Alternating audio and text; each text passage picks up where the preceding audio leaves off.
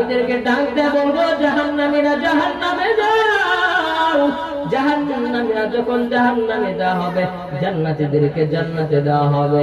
অনেক দিন যাওয়ার পর জাহান্নামীরা জাহান্নামের দারোগার কাছে ডাক দেয়া বলবে, আল্লাহ তাআলার কাছে একটু সুপারিশ করো, আল্লাহ তাআলা যেন এই জাহান্নাম থেকে আমাদের মৃত্যু দেয়া যায়। কিন্তু তারা কথা শুনবে না।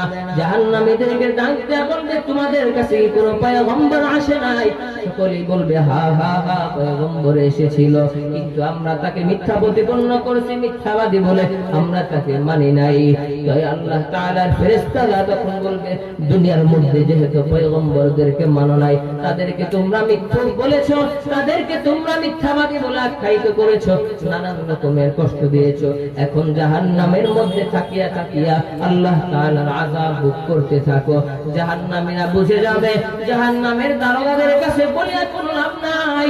যখন জাহান্নামীরা জাহান্নামের মেন দারোগা মালিক দারোগার কাছে ডাক দেয়া বলবে, ও ভাই মালিক, তুমি আল্লাহ তাআলার কাছে একটু বলো, আল্লাহ তাআলা যেন আমাদেরকে এই জাহান্নামের মধ্যে মৃত্যু দেয়া দেয়।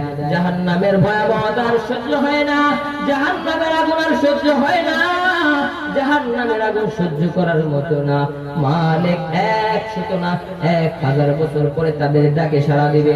তাদের ডাকে সাড়া দেয়া বলবে, না না না না, আল্লাহ তাআলা তোমাদেরকে দুনিয়ার মধ্যে অনেক ধন সম্পদ দিয়েছিল, দুনিয়ার মধ্যে সচ্ছলতা দিয়েছিল, কিন্তু তোমরা আল্লাহ তাআলার কথা মানো নাই, আল্লাহ তাআলার কথা তোমরা শুনো নাই। তো এখন তোমরা জাহান্নামের মধ্যে শাস্তি ভোগ করতে থাকো। জাহান্নামীরা চিন্তা করবে, জাহান্নামের দারোগার কাছে বললাম কোনো লাভ হলো না, মালিক দারোগার কাছে বললাম কোনো লাভ হলো না, এখন আল্লাহ তাআলা ছাড়া আমাদের আর কোনো উপায় নাই। জাহান্নামীরা আল্লাহ তাআলাকে ডাকতে বলবো, মালিক, ক্বালু রাব্বানা গালাবাত আলাইনা শিকওয়াতুনা ওয়া কুননা কওমান দাল্লিন। আল্লাহ তাআলাকে ডাকতে বলবে, রব্বানা গালাবাত আলাইনা শিকওয়াতুনা, ও মালিক, দুনিয়ার মধ্যে আমাদের বদবখতি, আমাদের দুর্ভাগ্য আমাদের উপর গালেব হয়ে গেছিল, আমাদের দুর্ভাগ্যটা আমাদের উপর বিজয় লাভ করছে, আমরা পথভ্রষ্ট জাতি ছিলাম। রব্বানা আখরিজনা মিনহা, ও আল্লাহ, এই জাহান্নাম থেকে আমাদের বের করে দাও, এই জাহান্নাম থেকে আমাদের মুক্তি দাও, আবার আমাদের একটা সুযোগ দাও, আবার আমাদের একটা সুযোগ দাও।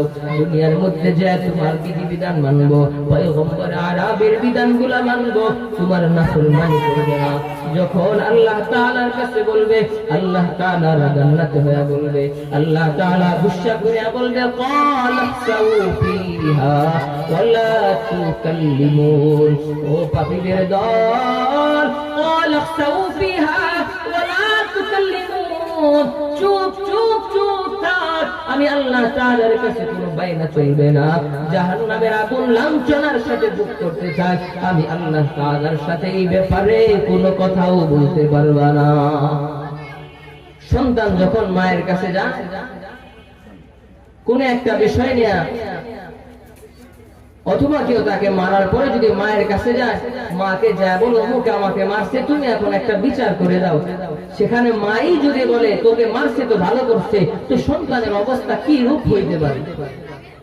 আল্লাহ তাআলার কাছে যখন জাহান্নামীরা বলবে, আল্লাহ আমাদের এখান থেকে বের করে দাও, ক্বালা সাউ ক্বালু রাব্বানা গালাবাত আলাইনা শিকওয়াতুনা ওয়া কুননা কওমান দাল্লিন, রাব্বানা আখরিজনা মিনহা, আল্লাহ এখান থেকে আমাদের একটু বের করে দাও না, এত আযাব আর সহ্য হয় না, একটু বের করে দাও। আল্লাহ তাআলা তখন বলবে, ক্বালা সাউ ফিহা ওয়া লা তুকাল্লিমুন, যন্ত্রণাদায়ক আযাব সহ্য করতে থাকো, যন্ত্রণাদায়ক আযাব সইতে থাকো, আমার সাথে এই ব্যাপারে কোনো কথা বলবা না।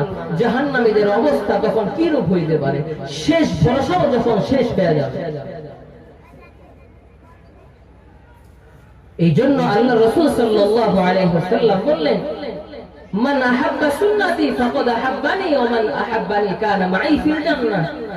যদি কিয়ামতের ময়দানে আল্লাহ তাআলার কাঠগড়ায় না দাঁড়াইতে চাও, যদি ওই জাহান্নামকে ভয় করো যে জাহান্নামে অনেক কঠোরতা আল্লাহ তাআলা করবে, দুনিয়ার মধ্যে যে আল্লাহ তাআলা এত দয়াময়, আল্লাহ তাআলা কাফেরদেরকে হয় মুমিনদেরকে হয় কোনো ভেদাভেদ করে না। কিয়ামতের পর হাসরের পর আল্লাহ তাআলা সকলের মাঝে ভেদাভেদ করে দিবেন, কাফেরদের দিকে আল্লাহ তাআলা ফিরেও তাকাইবেন না।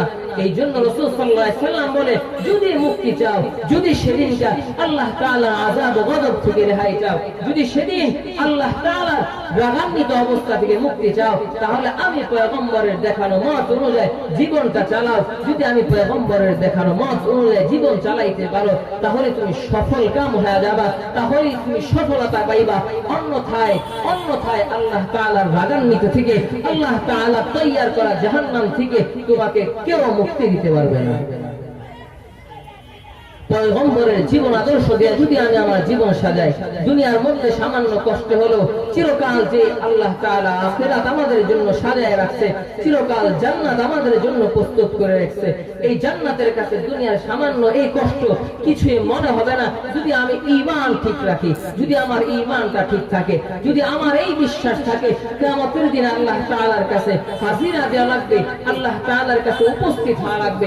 এই বিশ্বাস যদি আমার মধ্যে থাকে, এই বিশ্বাস যদি আমার দিলের মধ্যে থাকে যে আল্লাহ তাআলার সামনে দাঁড়াতেই হবে, তাহলে আমার দ্বারা গুনাহ হতেই পারে না, আমার দ্বারা কোনো পাপ কাজ হতেই পারে না। হ্যাঁ, পাপ যদি হয়েও যায়,